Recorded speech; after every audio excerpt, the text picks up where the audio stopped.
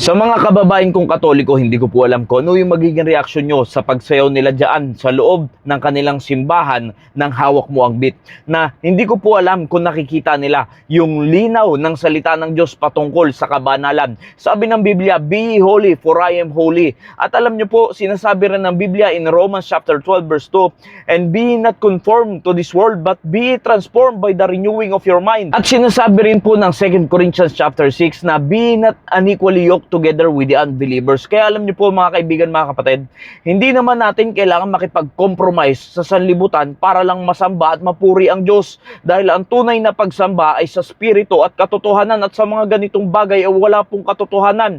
Dahil para lang ma-please mo yung tao, para lang maging enjoy ang pagsamba, ay kailangan pa makipamatok at tumulad sa sanlibutan na kung ano yung trending, kung ano yung uso, ay gagawin na rin sa loob ng bahay-sambahan. Na tila ba wala nang pagkakaiba. Same na lang kung ano sa mundo, ganun na rin sa loob ng bahay-sambahan ng Diyos, na hindi po yan yung tamang pagsamba at hindi yan yung sinasabi ng Biblia kung ano talaga ang dapat gawin sa loob ng bahay-sambahan. Dahil wala na pong kabanalan sa ganyang paggawa. At hindi lang po sa video na yan mga kaibigan, mga kapatid, marami na rin po na mga tao, ang mga simbahan ang nakikipag-compromise na sa sanlibutan para lang mahikayat nila yung mga tao. Na tila ba nababaluktot na yung katotohanan ng Biblia para lang ma-please yung mga tao at hindi na ma-please ang Diyos. Tatandaan nyo po, ang tunay na pagsamba, kahit nakamuhian ka na ng karamihan ng tao, basta ang napiplease mo lang ang Diyos at kahit hindi mo ma-please ang mga tao. Pero kung ipiplease mo lamang ay yung mga tao at hindi mo napiplease ang Diyos, wala rin kwenta ang mga bagay na yan. And what agreement hath the temple of God with idols?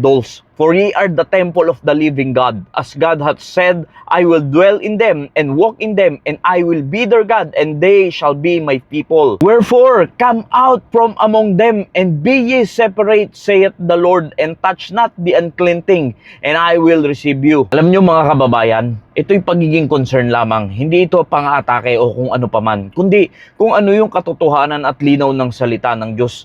Kung alam nyo lamang po yung sinasabi ng Biblia, makikita nyo po kung ano ba talaga ang dapat na practice, ano ba talaga ang dapat na ginagawa sa loob ng bahay-sambahan, ano yung tunay na pagsamba, ano yung mga dapat at hindi dapat. Kaya alam nyo po, ang linaw po ng sinasabi ng Biblia, be ye separate. Walang problema na sumeparate ka sa mga ganyang klaseng gawain kung ang gawain na yan ay hindi na nakakalugod sa Diyos, dahil hindi na naka-align sa salita ng Diyos, ay pwede kang umalis sa gawain na yan. Kaya alam nyo po mga kaibigan, mga kapatid, hindi ito para paanibin ka kung saan ako nabibilang, dahil simula na nag-vlog ako, hindi ko po sinasabi kung saan ako nabibilang. Ang lagi ko lamang pong pinapangaral sa inyo, hindi sa reliyon, hindi sa kung anong sekta mo, hindi sa kung ano ang ginawa mo sa mundong ito, hindi sa tubig bautismo, hindi sa kahit na anong kaparaanan ikaw maliligtas. Ang priority po, habang ang tao ay nabubuhay sa mundong ito, ay makaranas ka ng kaligtasan. Dahil maraming tao hindi nila alam kung sila ay ligtas na o hindi pa. Samantalang malinaw na binanggit po ng Biblia na pwede mong malaman kung ligtas ka na o hindi pa.